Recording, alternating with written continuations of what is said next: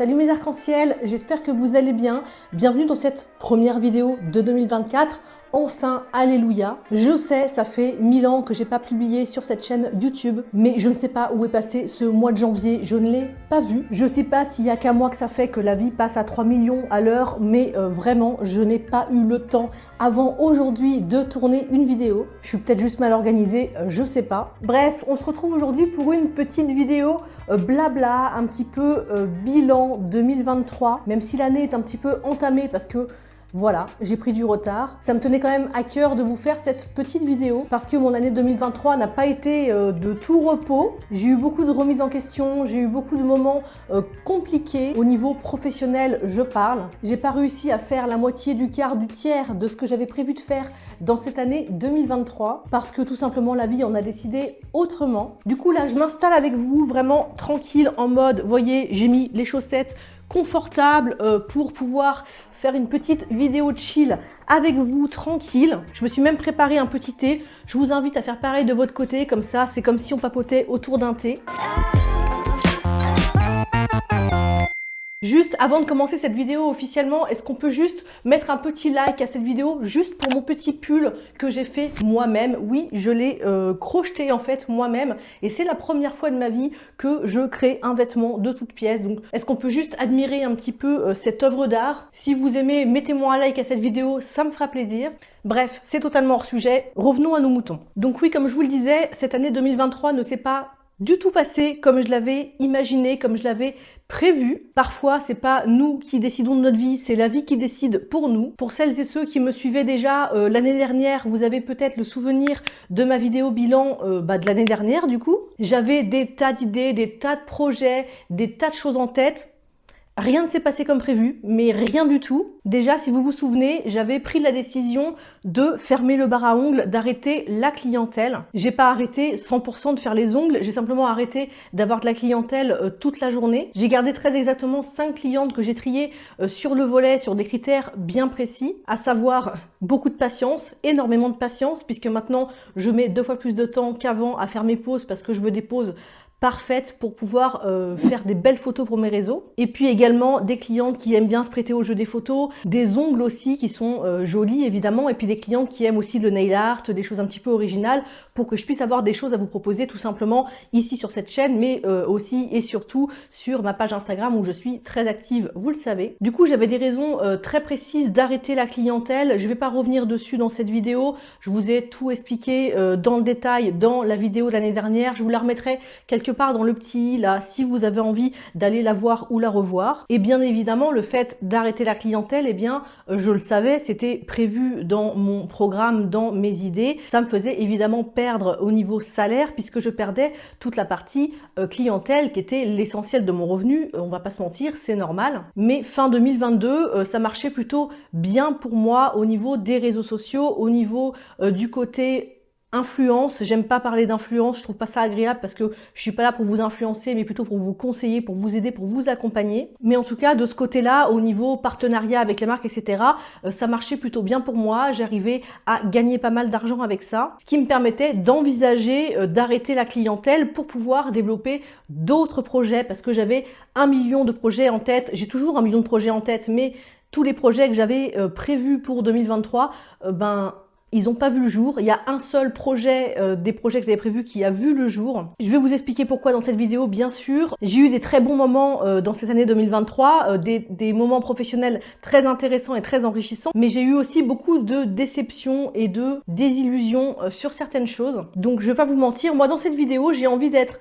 transparente avec vous, de vous dire les choses comme elles sont parce que sur les réseaux, quand vous suivez des gens comme moi, des instagrammeuses, des youtubeuses, etc., vous voyez que le bon côté des choses, vous voyez que les strass et les paillettes, vous voyez que les bons moments, vous voyez que les sourires. Et je voudrais pouvoir vous montrer que c'est pas la réalité des choses. Alors on est de plus en plus nombreux à le dire, donc je pense que vous commencez à comprendre. La vie n'est pas rose tous les jours, même pour les gens où vous avez l'impression qu'ils ont des vies incroyables. Je suis passée par des gros moments de doute dans cette année 2023, je suis même même passée par une bonne période dépressive. Je ne parle pas de dépression, attention, la dépression est une vraie maladie, je ne remets pas du tout ça en cause. Et surtout, je ne minimise pas ce que c'est qu'une vraie dépression, donc je n'ai pas été en dépression, mais j'ai eu une période dépressive de déprime. Attention, je ne vous dis pas ça pour me plaindre ou me faire plaindre, ne venez pas me consoler dans les commentaires, je ne suis pas triste du tout, je vais très bien. J'ai cette capacité naturelle à facilement rebondir, à facilement remonter à la surface quand je vais mal. Je reste rarement longtemps dans le mal, c'est pas du tout dans mon caractère est d'être quelqu'un d'optimiste, de joyeux. Ça m'arrive comme tout le monde d'être dans le mal, mais je me fais violence pour ne pas y rester trop longtemps parce que ça me ressemble pas du tout. Donc je vous dis pas ça du tout, encore une fois, pour me faire plaindre. J'ai une très jolie vie, j'arrive malgré tout, malgré mes galères, à gagner normalement ma vie en étant mon propre patron, en ayant totale liberté, en ayant personne à qui obéir. Donc ça vaut tout l'or du monde. Mais juste pour vous dire que c'est facile pour personne et que l'entrepreneuriat, c'est pas un long fleuve tranquille, que c'est même carrément des montagnes russes, il y a des très hauts, il y a des très bas. Bon, avant de rentrer dans tous les sujets, je vais me boire un petit peu de thé. Sans me brûler, ça serait bien. Regardez-moi cette jolie petite tasse. Je suis en train de me cramer les doigts. Cette jolie petite tasse qui m'avait été offerte par une cliente. Excusez-moi, c'est trop chaud. C'est définitivement trop chaud. Donc déjà, pour celles et ceux qui se souviennent de ma vidéo bilan de l'année dernière, je vous avais juré mordicus que je ne comptais pas faire de la formation, devenir formatrice, que ce n'était pas du tout dans mes projets, ou en tout cas pas dans mes projets à court terme. Eh bien, j'ai l'honneur de vous annoncer que je n'ai pas du tout fait ce qui était prévu, encore une fois, et qu'aujourd'hui, à l'heure où je vous parle dans cette vidéo, l'essentiel de mon revenu, ce qui me permet de gagner un salaire, c'est la formation. Donc, comme quoi, on a beau se prévoir des chemins tout tracés, des fois la vie, elle fait les choses pour vous. C'était pas du tout dans mes projets, j'ai pas fait les projets que j'avais prévus, mais je suis devenue formatrice. Je vais revenir sur les raisons pour lesquelles je suis devenue formatrice. Cette vidéo est peut-être un petit peu brouillon, je suis désolée. Je n'ai rien préparé, je n'ai rien scripté. J'ai décidé de m'asseoir là et de parler avec vous comme si je parlais avec une copine. Du coup, je m'excuse par avance si c'est un peu fouillis dans mes explications. Donc, pour revenir à l'origine des choses. Donc, fin 2022, j'ai décidé donc d'arrêter la clientèle pour toutes les raisons que je vous avais expliquées à l'époque. Et gagnant assez ma vie avec les réseaux sociaux et les partenariats et YouTube, etc., pour pouvoir me libérer de la clientèle, pour développer mes projets, je me suis dit, bon, je vais forcément gagner moins pendant un temps, mais ça va me laisser le temps de développer des projets qui me tiennent à cœur depuis longtemps et que j'ai envie de mener à terme. Le plus gros projet de 2023, du premier trimestre 2023, ça a été un énorme projet qui me tenait beaucoup à cœur, sur lequel je travaillais depuis un an. Ça a été la sortie de ma collection Japad, une collection de semi-permanents en collaboration avec la marque Lovanel System, que vous connaissez très bien maintenant si vous me suivez depuis un petit moment, parce que ça fait 2 ans, 3 ans que je vous en parle quotidiennement. Au cas où tu viens de débarquer sur ma chaîne, c'est une marque familiale française de grande qualité que j'affectionne particulièrement. Et donc, on avait décidé en 2022 de créer ensemble une collection de semi-permanents à mon image. Ça a été un magnifique projet, ça a été une superbe expérience, mais ça ne s'est pas passé complètement comme prévu. Cette collection n'a pas été accueillie comme on l'espérait. Pour être totalement transparente avec vous, elle n'a pas eu le succès qu'on espérait, tout simplement. Après, avec le recul, avec l'analyse de plein de choses, j'arrive à comprendre un petit peu ce qui a pu se passer. Je vous avoue que sur le moment, ça a été très très compliqué pour moi et aussi pour l'équipe de Lova. Et surtout, c'était beaucoup d'incompréhension de comprendre pourquoi ça n'avait pas fonctionné comme on l'espérait, pourquoi elle n'avait pas été accueillie comme on l'espérait, parce qu'on avait tellement mis toute notre âme, tout notre cœur dans cette collection. Si vous saviez à quel point j'ai mis tout mon cœur dans cette collection, mais vraiment, quand ça marche pas comme on veut, ça fait mal, tout simplement. Alors je dis pas que ça n'a pas marché du tout, mais il y a eu beaucoup de retours assez négatifs sur cette collection, pas au niveau de la qualité bien évidemment, parce que la qualité est exceptionnelle chez Lova, il n'y a aucun doute là-dessus. Plus au niveau du prix. Est-ce que mon thé a refroidi? C'est beaucoup mieux. Donc du coup, au niveau du prix de cette collection, évidemment, elle était à un certain coût au moment de son lancement, elle était à un peu plus d'une centaine d'euros. Je comprends que ce soit un budget que tout le monde n'a pas, mais faut remettre les choses dans leur contexte. C'est une collection faite par une marque familiale, française, artisanale. Énormément de choses sont faites à la main en France par des personnes payées avec des salaires français. Bien évidemment qu'une collection d'une marque comme celle-ci ne peut pas être au prix d'une collection made in China pour des raisons évidentes de coûts de fabrication, de coûts de matériel, de coûts des salaires des personnes qui ont travaillé sur cette collection, tout simplement. J'ai eu des commentaires du style « c'est beaucoup trop cher pour ce que c'est, j'ai exactement la même chose dans telle ou telle marque pour moitié moins cher ». Alors oui, on peut avoir le même nombre de semi-permanents avec une jolie boîte, avec tout ce que vous voulez dans certaines marques. On peut pas comparer par exemple une robe achetée chez Kiabi d'une robe achetée dans une marque française avec des valeurs d'écologie, avec des matières responsables, etc. Vous pouvez pas comparer le prix d'une robe d'une marque comme ça française avec une marque made in China comme Kiabi. Ben, c'est la même chose pour le semi-permanent. On peut pas comparer l'incomparable. Après oui, c'était un budget forcément plus conséquent. J'ai aussi lu des choses, alors là c'est carrément lunaire,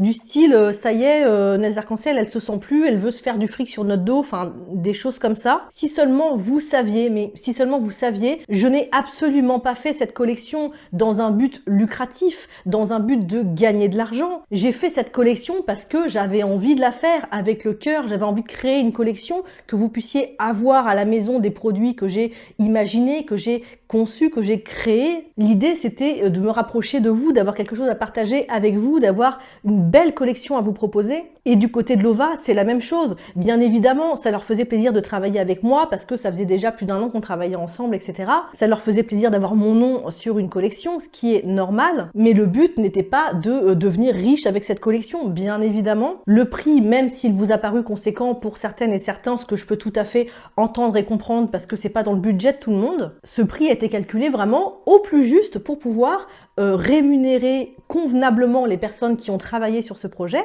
et évidemment payer tous les coûts que cette collection a coûté, parce que cette collection a coûté très cher à Lova. Je ne sais pas si vous vous rendez compte de ça, mais il y a eu beaucoup de choses derrière. Bref, je ne vais pas m'étaler 3 heures sur ce sujet parce que je ne veux pas vous embêter avec ces histoires-là.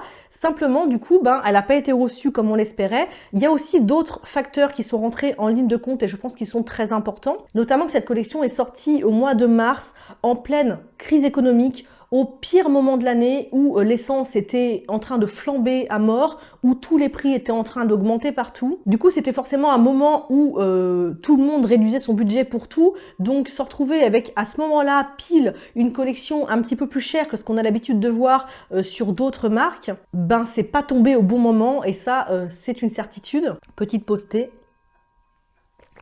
Et il y a eu aussi un autre critère qui est entré en ligne de compte, et pas seulement pour cette collection, mais au global pour mon travail de créatrice de contenu tout simplement sur Internet. C'est que ça coïncide exactement ce moment-là avec le moment où Instagram a remanié beaucoup de choses, a changé beaucoup de choses au niveau des algorithmes. J'ai perdu énormément en visibilité en très peu de temps. Au début, je me suis dit, qu'est-ce qui s'est passé? Je comprends pas. Est-ce que c'est la collection qui a tellement déçu au point que les gens se soient désabonnés, les gens se soient désintéressés de mon contenu? Je me suis même demandé si du coup j'étais terminée sur les réseaux, j'étais has-been et que je n'intéressais tout simplement plus, parce que c'est des choses qui peuvent arriver. On est dans un métier très instable, on le sait, ça peut s'arrêter du jour au lendemain. Du coup, je me suis énormément remise en question à ce moment-là en me disant, écoute Hélène, peut-être que ce que tu fais n'intéresse plus les gens, peut-être que tu tournes un peu trop en rond, peut-être que le fait que tu aies arrêté la clientèle, les gens n'arrivent plus à s'identifier à toi, à se sentir proche de ce que tu fais. Bon, bref, j'ai fait une grosse remise en question. Ça a été aussi un gros moment de grosse déprime, comme je vous le disais tout à l'heure en début de vidéo. C'était compliqué, franchement c'est compliqué, je vais pas vous mentir, je pense que vous pouvez tout à fait l'entendre et le comprendre.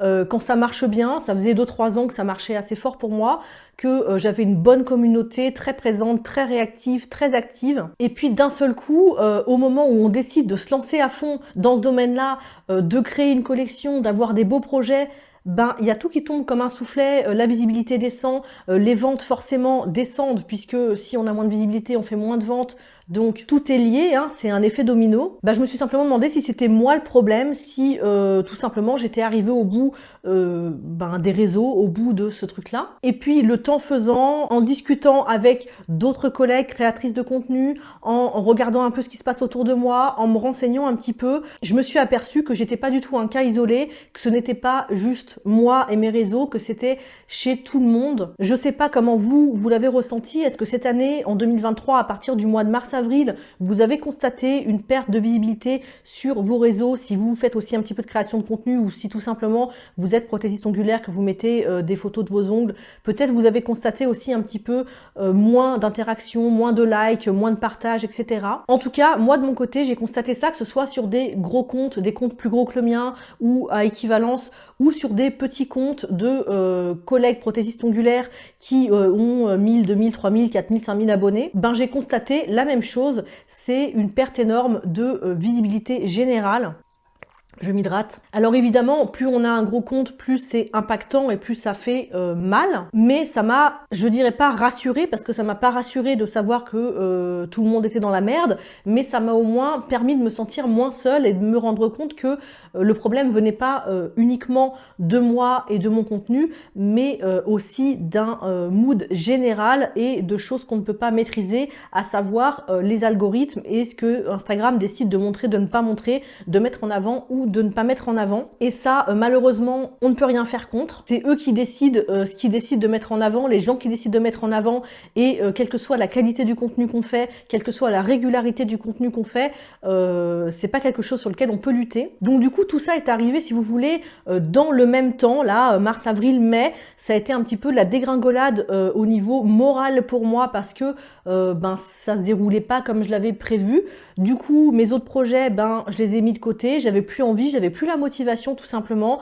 Je voyais que je faisais moins de vues sur mes contenus, moins d'interactions, ben, j'avais tout simplement plus la niaque, même si j'ai quand même continué à créer du contenu sur YouTube. D'ailleurs, preuve aussi que tout a baissé et je ne sais pas pourquoi. En 2023, j'ai fait plus de vidéos sur YouTube qu'en 2022.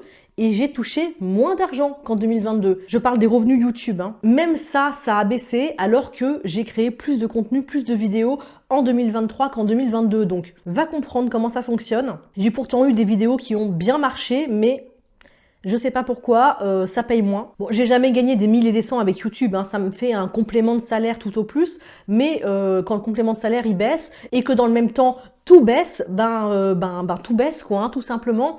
C'est-à-dire que fin 2022, j'arrivais à me faire un salaire relativement confortable.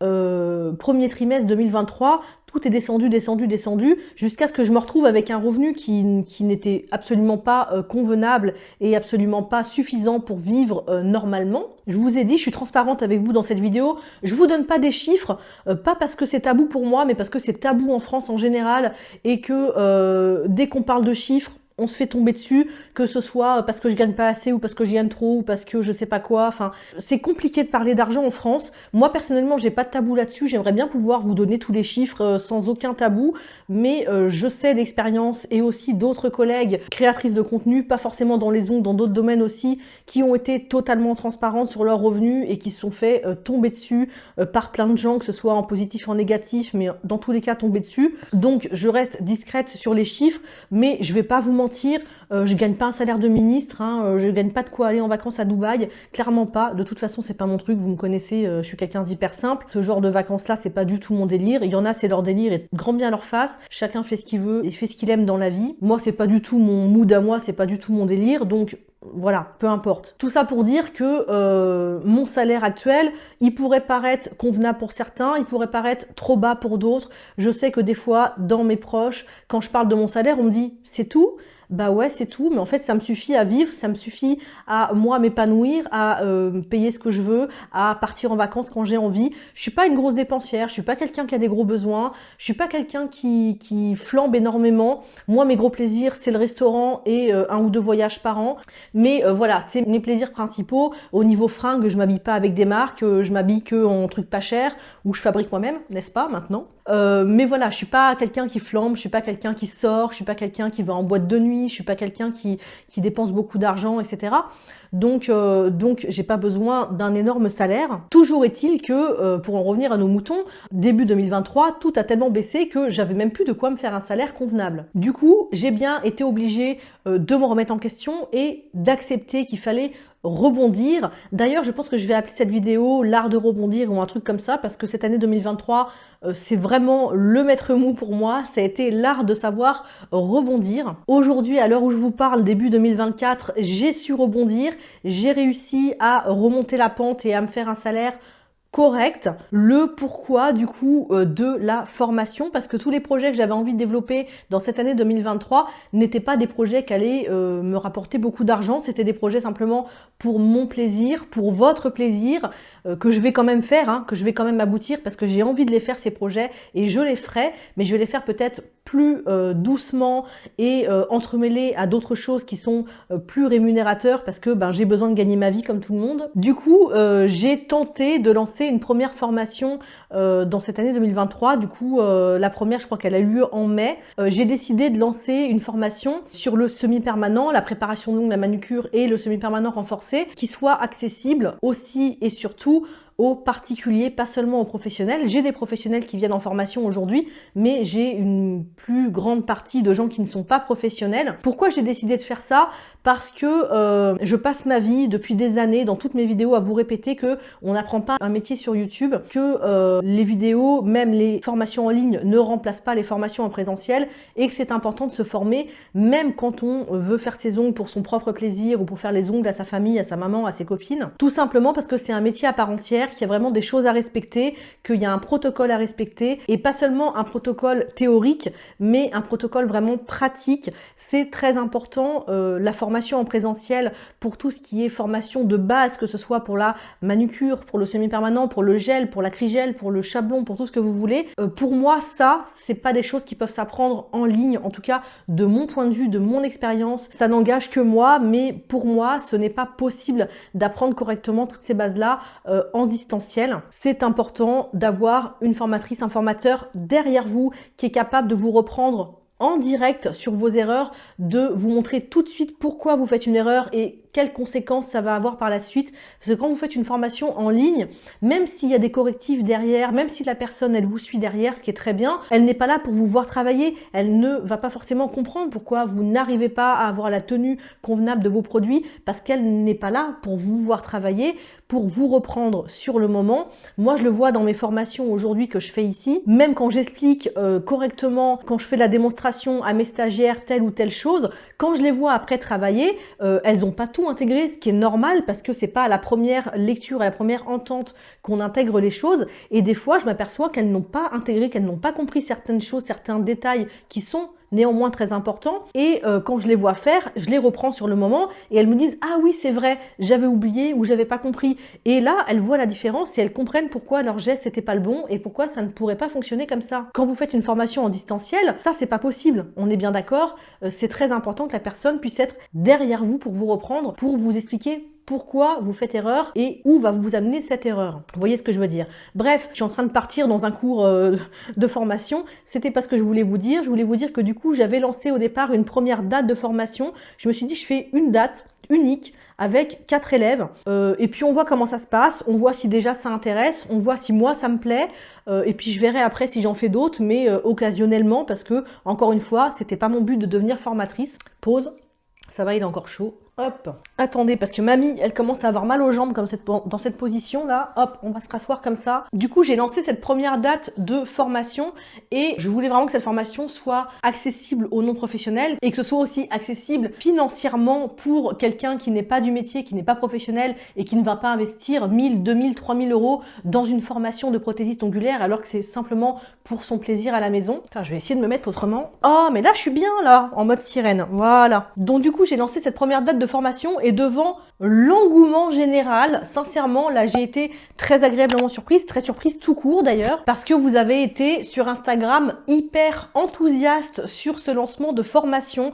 Je ne m'attendais pas du tout à avoir autant d'enthousiasme, à avoir autant de demandes, c'est-à-dire que j'ai été très rapidement débordée. Les 4 places que j'avais prévues pour cette formation ont été prises en l'espace d'une heure ou deux, je crois. Oh, décidément, je suis pas bien dans cette position non plus. Et du coup, je me suis retrouvée avec un tas de filles qui auraient voulu venir et qui n'ont pas eu le temps de réagir à temps pour pouvoir venir à cette date de formation. Du coup, j'ai automatiquement lancé d'autres dates. J'en ai mis pas beaucoup au début, je crois, j'ai dû en mettre, j'ai lancé 3-4 dates qui ont été remplies en l'espace de quelques heures, c'était de la folie, bref. D'ailleurs, un grand merci à vous pour ça, à celles qui sont venues déjà en formation. J'ai déjà formé beaucoup de monde finalement cette année puisque j'ai commencé en mai, que j'ai fait à peu près 2 formations par mois jusqu'à décembre. Donc j'ai déjà donné pas mal de dates de formation parce que du coup, j'ai continué puisque vous aviez l'air très intéressé et qu'il y a même des gens qui se mettaient sur liste d'attente, etc. Donc, j'ai continué cette formation. Je la donne encore aujourd'hui. Je donne à peu près 2 formations par mois actuellement. Jusqu'ici, ça a l'air de vous plaire. Moi, je suis plus que contente parce que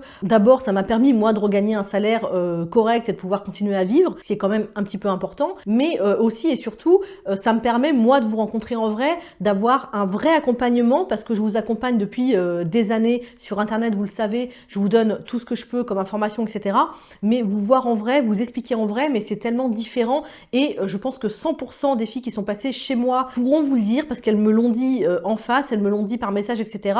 Elles pourront vous le dire, ça change tout d'être formée en présentiel. Ça n'a rien à voir avec les vidéos YouTube. J'ai des filles qui sont venues en formation avec moi, qui me suivent depuis plus de 10 ans sur YouTube, qui ont vu 100% de mes vidéos, vu, revu, re-revu mes vidéos et qui malgré tout ont appris des choses en une journée avec moi qu'elles n'imaginaient même pas. Ça a des fois débloqué des choses, ça leur a permis de comprendre leurs erreurs, de comprendre pourquoi leur pose ne tenait pas comme elles le voulaient, pourquoi leur pose n'était pas jolie comme elles le voulaient. Dans cette formation, je leur apprends aussi à se servir de la ponceuse de façon safe, parce que c'est très important d'apprendre à se servir de la ponceuse. Ça, je vous le dis dans toutes mes vidéos, j'arrête pas de vous bassiner avec ça, je vous embête avec ça, je vous fais même peur avec ça, mais je préfère que vous ayez peur de la ponceuse plutôt que vous l'utilisiez sans aucune formation, parce que ça peut être un outil génial et autant ça peut être un outil très dangereux et les dégâts sur les ongles peuvent être très souvent irréversibles. Ça, on le sait pas forcément, donc faut pas prendre ces choses-là à la légère. Et du coup, je suis très contente, très ravie de pouvoir recevoir toutes ces abonnés finalement, puisque ce sont des abonnés souvent de longue date,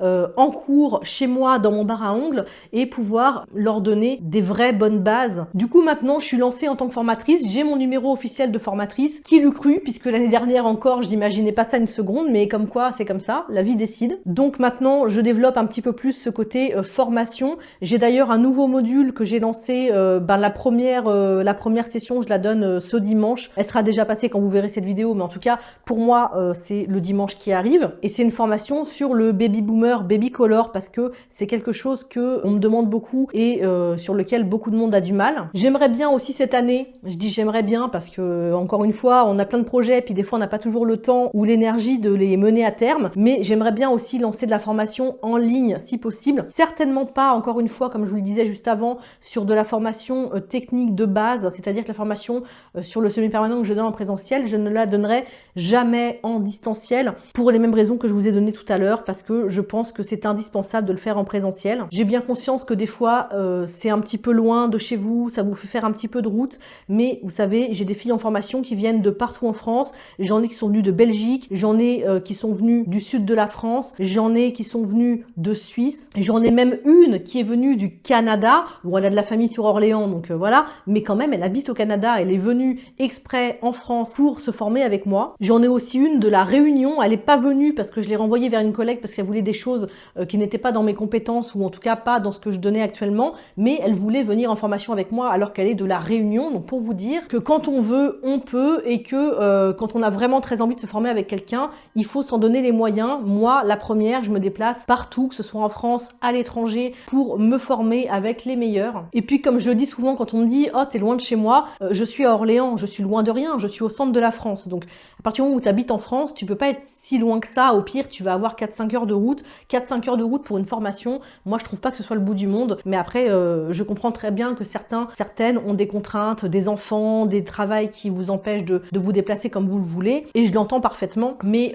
c'est un peu plus d'organisation, c'est un petit peu plus compliqué, mais ça peut se faire quand même, et quand on veut vraiment se former avec une personne en particulier, et je pense que c'est très important de choisir la personne et pas juste la formation, il faut s'en donner les moyens tout simplement. D'ailleurs, en 2023, j'ai aussi eu l'occasion, et merci encore une fois à Lovanel System qui est toujours là pour me sortir de ma zone de confort. Ils m'ont demandé d'organiser une formation réseaux sociaux, photos, vidéos pour les ambassadrices de Lovanel System. Ça a été un énorme challenge pour moi parce que j'ai jamais organisé ce genre de formation avec beaucoup de monde, parce que là, c'était pas 4 personnes, il y avait une vingtaine de personnes entre les ambassadrices, les gens de chez Lova, les accompagnateurs, etc. Et c'était une formation surtout totalement théorique, pas du tout sur de la pratique, pas du tout sur ce que je maîtrise. C'était plus sur l'aspect comment gérer ses réseaux sociaux, comment mettre en valeur son travail, comment s'organiser, etc. Et puis aussi comment faire de belles photos, comment créer des réels Instagram, à quel moment poster, comment poster, etc.